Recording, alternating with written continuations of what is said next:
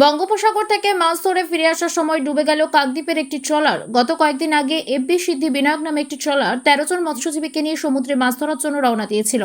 সোমবার রাতে ফিরে আসার সময় বকখালি থেকে প্রায় 30 কিলোমিটার দূরে সমুদ্রের প্রবল ঢেউয়ে ট্রলারটি নিচের অংশের তলা ফেটে গিয়ে ডুবে যায়। সেই সময় ট্রলারের মৎস্যজীবীরা চিৎকার শুরু করে দেন। তাদের চিৎকার শুনে আশেপাশের ট্রলারের মৎস্যজীবীরা সেখানে আসেন। এরপর ডুবে যাওয়া ট্রলারের মৎস্যজীবীদের তারা উদ্ধার করেন, তবে এখনও পর্যন্ত দুর্ঘটনাগ্রস্ত ট্রলারটিকে উদ্ধার করা সম্ভব হয়নি। অন্যদিকে এই মুহূর্তে সমুদ্র উত্তাল থাকায় বেশিরভাগ ট্রলার উপকূলে ফিরে আসতে শুরু করেছে। হ্যাঁ, গতকাল রাত প্রায় তখন 8টা সাড়ে 8টা বাজে, তখন আমার কাছ থেকে ফোন এলো যে আমাদের সুভাষ পাল কাকদ্বীপে বাড়ি, ওনার একটা ট্রলার প্রায় 13 জন ফিশারম্যানকে নিয়ে ওরা হচ্ছে ইয়ের থেকে 9 তারিখে নামখানার ঘাট থেকে বেরিয়ে গিয়েছিল। যেহেতু ওর ট্রলারের স্টাফ মাঝি বাড়ি হচ্ছে সাগরের বেনুবনে, তো ওরা ওখানে স্টে করেছিল। তো 10 তারিখ হচ্ছে 11টার সময় বেনুবন থেকে সমুদ্রে মাছ ধরতে বেরিয়ে গেছিল। তো ওয়েদার ভালো, ফিশিং করছিল। হঠাৎ কালকের বিকেল থেকে কোনো ওয়েদার ওয়ার্নিং নেই, অথচ এত রোলিং হয়ে গেছে কোনো ট্রলার ওখানে সমুদ্রে থাকতে পারছে না। যার জন্য আমাদের সমস্ত ট্রলার, দক্ষিণ 24 পরগনার যত ট্রলার আছে সমস্ত ট্রলার কালকে সব ল্যান্ডিং সেন্টারগুলোই উঠে আসছিল উপকূলে। তো ওই সময় প্রায় আপনার এর থেকে বকখালি থেকে প্রায় 48 কিলোমিটার দূরে ওই সিদ্ধি বিনায়ক যে ট্রলারটা, ওইটা তলাটা ফেটে যায়, ফেটে গিয়ে জল ঢুকতে থাকে। সেই সময় আশেপাশে যে ট্রলারগুলো ছিল একদম পাশাপাশিই ছিল, তাদেরকে 13 জন লোককে উদ্ধার করে নিয়েছে। লোকগুলো সব সেভ আছে, কোনো অসুবিধা নেই। তবে ট্রলারটাকে উদ্ধারের জন্য আমাদের অন্যান্য ট্রলারগুলো চেষ্টা করছে। এখনও ট্রলারটিকে উদ্ধার করা সম্ভব না, এখনও ট্রলারকে উদ্ধার করা সম্ভব হয়নি। তার কারণ যেভাবে ডুবেছে এত ডেপথে আছে, ওখানে ডুবুরি প্রয়োজন।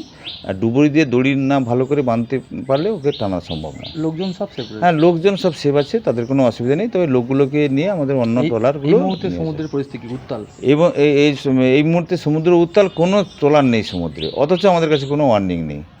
আপনার আমার সবার প্রিয় পূজা সোয়াবুড়ি নতুন সাজে নতুন রূপে আমাদের আরো একটি নতুন সংযোজন, গোপেশ সেমাই উৎসবে অনুষ্ঠানে বাঙালির ভুরি ভোজ। আহা, শেষ পাতে মিষ্টি না হলে কি চলে?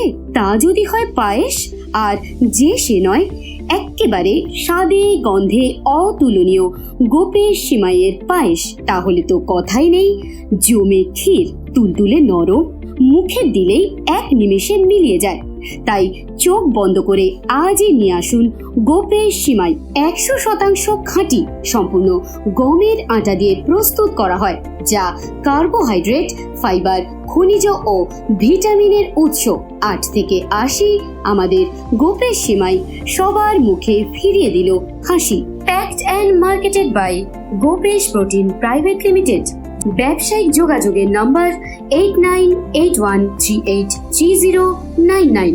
জয়নগরে এই প্রথম সরকার দ্বারা অনুমোদিত 100 শয্যা বিশিষ্ট নার্সিংহোম স্পন্দন মেটার্নিটি অ্যান্ড নার্সিং হোম। এখানে 24 ঘন্টা ICCU, NICU, ডায়ালিসিস ও সকল প্রকার মাইক্রোসার্জারি সহ অত্যাধুনিক CR যুক্ত মডিউলার অপারেশন থিয়েটারে স্পাইন, ব্রেন ও অর্থোপেডিক রিপ্লেসমেন্ট সার্জারি সুব্যবস্থা আছে। সম্পূর্ণ বিনা ব্যয় Swasthyasathi, West Bengal health scheme ও অন্যান্য মেডিক্লেমের চিকিৎসা ও অপারেশনের সুবিধা পাবেন। Spandan maternity and nursing home, NABH accredited hospital, Thana cross road, Joynagar, Majilpur, Dakshin 24 Pargana. যোগাযোগ 0321822850 ও 9732607328, 9647346036।